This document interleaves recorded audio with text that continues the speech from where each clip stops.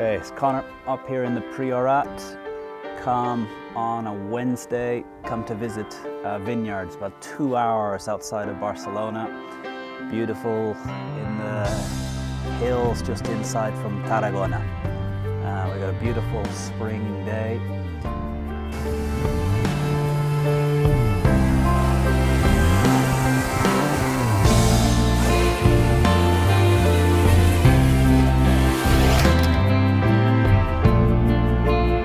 Successful landing.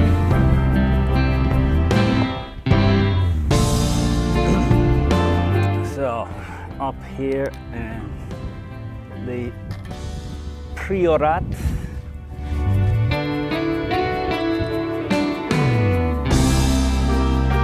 And this week I read a book that really impacted me by Michael Singer. It's called The Surrender Experiment. And in The Surrender Experiment, Michael tells the story of his life.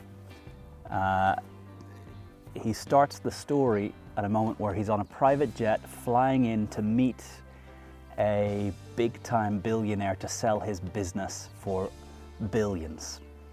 And then he goes back to the beginning. And the beginning of the story, he's 20 years old. He sat on a sofa and he's listening to his brother-in-law talking, and he hears a voice in his head say, "Oh no, I don't think I'd like that." And he thinks, where did that voice come from? Has that voice always been there? And it just dawns on him that there's this chatter in his head that's always going on. And he decides his purpose is to stop this voice, stop the voice that's chattering along in his head. And I certainly have one of these little voices running in my head, telling me what to do, telling me what I think, comparing things, judging things, and it's just constantly on.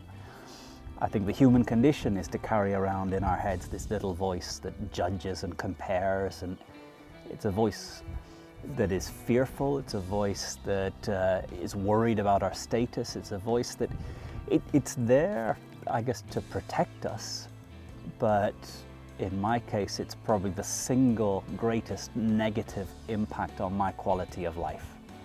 Because honestly, I don't suffer from hunger, I don't suffer from the lack of a roof over my head. The major cause of lower quality of life in my whole life is this little voice inside my head that compares me to what I should have, compares me to other people, that judges me, that judges others. And Michael decided when he was 20 that his purpose in life was to quiet this inner voice. And the way he was going to quiet this inner voice was going off into the hills by himself and meditating hour after hour after hour, not letting anyone else around him until he'd quieted this inner voice. And at a certain point he noticed that his inner voice tended to say no to pretty much any new idea, any new thing from the universe. And he decided in his adventure to quiet the inner voice, he would do the opposite of what his inner voice said. If the universe gave an opportunity and his inner voice said, "Oh no, I don't think that would be right for me. Oh no, that wouldn't be the right thing now. Oh, that isn't who I am." In order to quiet the inner voice, he would then just go with what the universe was offering.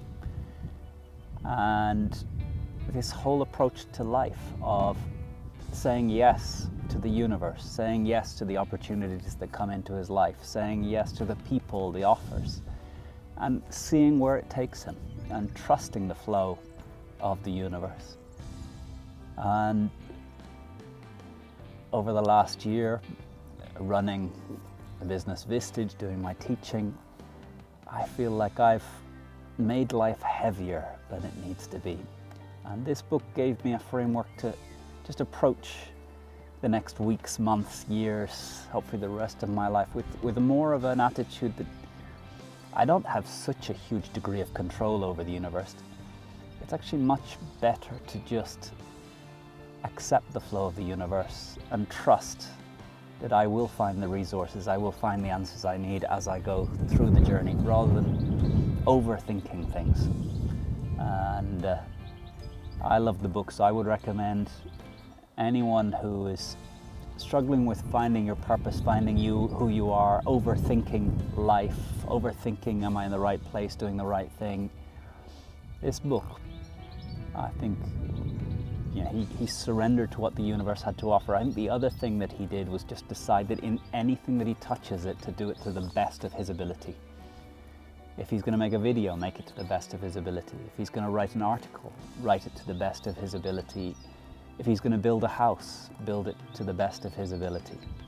So I think this perhaps is the more important thing, that trust the universe, don't overthink where things are going, but whatever you decide to put your energy into, be here now and do the best job of what you have here now.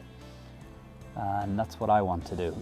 Go back to the very first video of this series where I talked about unconditional peace of mind. That peace of mind, if it's conditional on a certain amount of wealth, on a certain amount of status, it's not peace of mind. I need to get back to a peace of mind that is unconditional, a peace of mind that comes from just trusting the flow of the universe and trusting myself to find the resources, the answers, the right decisions, or the right lessons at each stage along this flow. Time to go back to unconditional peace of mind. If you haven't seen that original video, I'll put a link up here in I guess it'll be this side, on the YouTube, a little card. Unconditional peace of mind.